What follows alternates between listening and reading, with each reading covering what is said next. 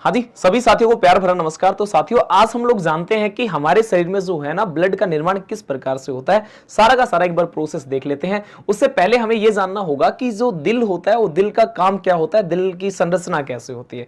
मेरे पीछे आप लोगों ने देखा होगा कि दिल का एक स्ट्रक्चर बना रखा है। क्या हमारा दिल ऐसा ही होता है? बोला ना जी ना, हमसे ना हो पाएगा, दिल हमारा ऐसा नहीं होता। काफी बार आपने कई गानों में सुना होगा कि गुलाबी आंखें, प्यारे बच्चे आंखें गुलाबी नहीं होती, जबकि दिल का जो कलर होता है वो गुलाबी होता है। तो वास्तविकता देखा जाए तो दिल का आकार ना तो प्यारे बच्चे ऐसा आपका होता है और ना ही इसका कलर आपको रेडिश कलर दिखाई देता है। ये केवल और केवल एक भ्रम है जो कि फैलाया जाता है ना। अब वास्तविकता देखा जाए तो दिल की संरचना कुछ इस प्रकार से होती है, मतलब बहुत ज्यादा इसमें ब्रांचेस निकली हुई होती है। ये हमारी दिल की संरचना है। जब हमने दिल को थोड़ा सा डीप से स्टडी करने की कोशिश की तो आप लोग जानते हैं ना कि दिल के अंदर 4 चैम्बर पाए जाते हैं, जो कि आपके पास में देखा जाए तो 2 राइट साइड में मिलेंगे, 2 ही लेफ्ट साइड में मिलेंगे। राइट साइड में सबसे पहला होता है उसे कहते हैं राइट एट्रियम, जिसे राइट ओरिकल्स के नाम से जानेंगे। ये वाला जो भाग होता है इसे लेफ्ट ओरिकल के नाम से जानते हैं। ये वाला जो भाग दिखाई दे रहा है इसको राइट वेंट्रिकल के नाम से जानते हैं, और ये वाला जो भाग आपको विजिबल है इसे लेफ्ट वेंट्रिकल के नाम से जानते हैं। अगर देखा जाए तो मैं दिल को यहां से 2 हिस्सों में डिवाइड कर रहा हूं। 2 हिस्से में कौन कौन सा? एक तो हमारे पास में राइट साइड और दूसरा हमारे पास में मेरे साथियों जो कि हमारे पास में कौन सा रहेगा? Left side. ध्यान देना, राइट साइड में हमेशा और हमेशा क्या होता है? तो इम्प्योर ब्लड होता है। अब बात मुद्दे की ये रहेगी, सर ये इम्प्योर ब्लड कौन सा होता है? और मेरे छोटे भाई बहनों, जो लेफ्ट साइड दिखाई देता है इसे कहा जाता है, यहां पे होता है आपका प्योर ब्लड। अब ये प्योर और इम्प्योर क्या होगा? तो प्योर ब्लड आप उसे कहते हो ऐसा ब्लड जिसमें ऑक्सीजन की मात्रा ज्यादा होती है एज कंपेयर टू CO2, उसे प्योर ब्लड कहेंगे। या फिर ऐसा ब्लड जिसके अंदर कार्बन डाइऑक्साइड की मात्रा ज्यादा है एज कंपेयर टू ऑक्सीजन, उसे इम्प्योर ब्लड के नाम से जाना जाता है। ये चीजें होती है हमारे। तो मैंने कहा कि दिल को मैंने 2 हिस्सों में बांट दिया, एक तो राइट साइड और एक आपका लेफ्ट साइड। राइट साइड में इम्प्योर ब्लड रहेगा और लेफ्ट साइड में कैसा ब्लड रहता है? प्योर ब्लड रहता है। ठीक है, अब बातें कर लेते हैं कि ब्लड जो होता है ना इसका निर्माण कहां होता है। तो देखो, ब्लड जब निर्माण होगा तो हमारे शरीर में होगा, और शरीर में कहां पे होता है तो उसके बारे में मैं एक बार बातें बताऊंगा। उससे पहले कुछ बातें आप लोग जान लो कि हमारे शरीर में ब्लड होता कितना है। तो हमारे शरीर में देखा जाए तो ये अप्रोक्सीमेट डेटा आपके पास में, हमारे शरीर में लगभग देखा जाए तो 5 लीटर ब्लड होता है, या फिर आप ऐसा भी कह सकते हो 5 से लेकर कितना ब्लड होता है? 6 लीटर ब्लड की मात्रा पाई जाती है। ठीक है, अगर मैं ये कह दूं कि किसी व्यक्ति का शारीरिक वजन ही ज्यादा हो, कोई व्यक्ति 100 किलो का है, तो उसमें रक्त की मात्रा कितनी मिलेगी? तो बच्चे बता देना उसके अंदर छोटे भाई, तो बॉडी मास का लगभग 7% रक्त की मात्रा पाई जाती है। एक हेल्थी मैन में लगभग आपके 5.6 लीटर ब्लड होता है। एक वुमेन में मेल के मुकाबले कुछ लीटर है ना कम होता है, लगभग 1 लीटर के समथिंग या आधा लीटर कम होता है, तो अप्रोक्सीमेट 4.5 लीटर। जबकि एक गर्भवती महिला में लगभग जो रक्त की मात्रा होती है वो 5 लीटर होती है। ये अप्रोक्सीमेट वैल्यू है। बातें समझ। अब बनता कहां है उसके ऊपर बात कर लेते हैं। आप लोग जानते हैं हमारा शरीर जो है ना एक हड्डियों का ढांचा है। उन्हीं में से मेरे बच्चे, मेरे छोटे भाई बहनों, एक हड्डी मैंने ली है। देखो, हड्डी का जो बीच वाला जो भाग, आपको ये वाला जो भाग विजिबल है, इसी को कहा जाता है हमारा येलो बोन मैरो कहते हैं। ये शब्द थोड़ा थोड़ा सुना सुना लग भी रहा होगा, नहीं सुना हुआ लग रहा तो आज से सुनने की कोशिश करना। ये जो बीच वाला जो भाग है इसे येलो बोन मैरो कहते हैं, या फिर इसे पीला अस्थि मज्जा कहते हैं। ये अस्थि मज्जा क्या होता है? यही हमारे काम की चीज है। कैसे काम की चीज होगी मैं आप लोगों को अभी बताऊंगा, है ना। दूसरा हमारे पास में देखा जाए ये वाला जो भाग होता है ना, इसी वाले भाग को हमने एक नाम दे रखा है जिसे कहा जाता है रेड बोन मैरो। सबसे पहले से मैंने क्लास स्टार्ट की, इस पॉइंट की, इस कॉन्सेप्ट की क्लास स्टार्ट की थी, तो मैंने आपको बताया था कि हमारे शरीर में रक्त कहां बनता है या फिर रक्त बनाता कौन है। तो प्यारे बच्चे, आपको एक ही आंसर देना है कि हमारे शरीर में रक्त का निर्माण कौन करता है? बोन मैरो करता है। बोन मैरो को अस्थि मज्जा कहते हैं। देखो, जो येलो बोन मैरो होता है ना, हड्डियों के बीच वाला भाग, जो खोखला भाग होता है हड्डियों के बीच में, इसे येलो बोन मैरो कहते हैं, जिसके अंदर आपके पास में फैट स्टोर होती है।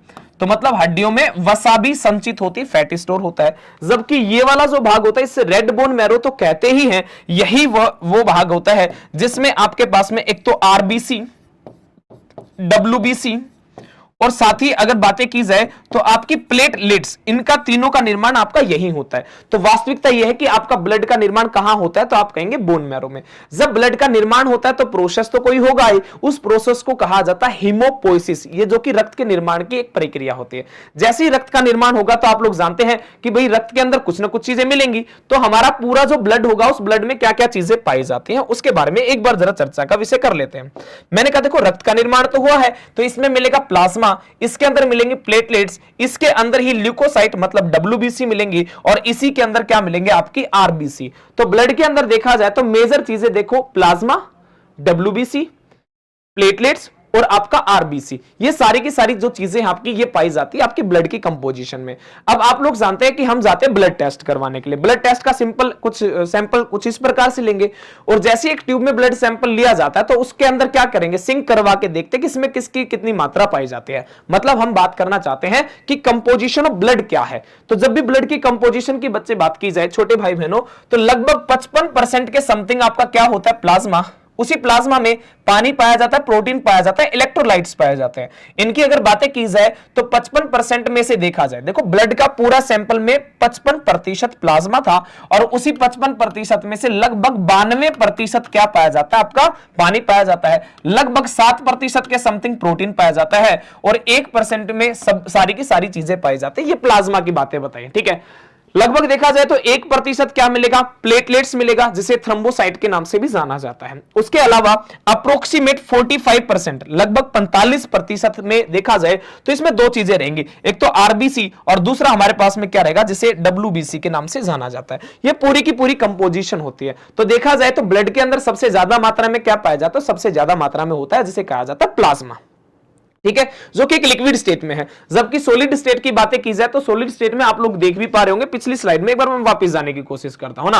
पिछली स्लाइड में क्या था, ये जो आपको रेड कलर की दिखाई दे रहे इन्हीं को क्या कहते हैं, आरबीसी, ये सॉलिड स्टेट में है। ये व्हाइट कलर वाली जो देख रहे हो इन्हें डब्ल्यूबीसी कहेंगे, ये भी सॉलिड स्टेट में है। और जो इरेगुलर स्टेट में पाई जाती है इन्हीं को क्या कहा जाता है, प्लेटलेट्स। तो ये तीन चीजें आप लोगों की सॉलिड स्टेट में पाई जाती है, बाकी आपका लिक्विड रहता है, ठीक है।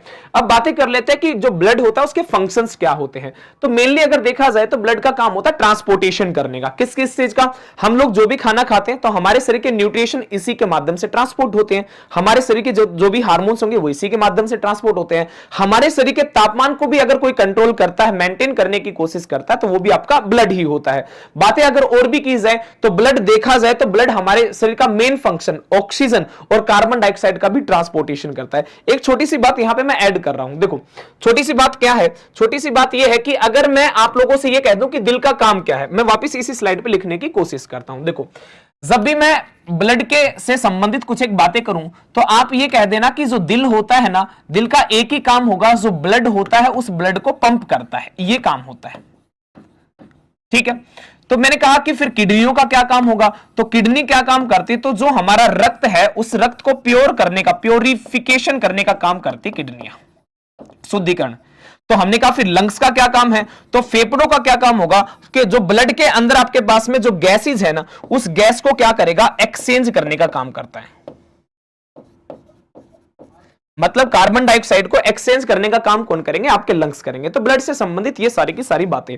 अब बातें कर लेते हैं एक बेहतरीन सा क्वेश्चन के साथ में, और क्वेश्चन ये है कि वर्ल्ड ब्लड डोनर डे कब मनाया जाता है। इसके बारे में जो है आप लोग कमेंट बॉक्स में मुझे कमेंट करके मुझे ये बताओ कि वर्ल्ड ब्लड डोनर कब डे मनाया जाता है। ये इसके बारे में आप लोग सारे के सारे छोटे भाई बहन कमेंट बॉक्स में कमेंट करके बताएंगे। आज के लिए इतना ही। अगली वीडियो के अंदर और भी एक छोटी सी वीडियो में बहुत सारी इंफॉर्मेशन के साथ में आप मेरे साथ जुड़ना ना भूलिए, टेक्स्ट बुक रेलवे चैनल के ऊपर। आज के लिए इतना ही। Thank you so much, have a nice day, tata bye bye.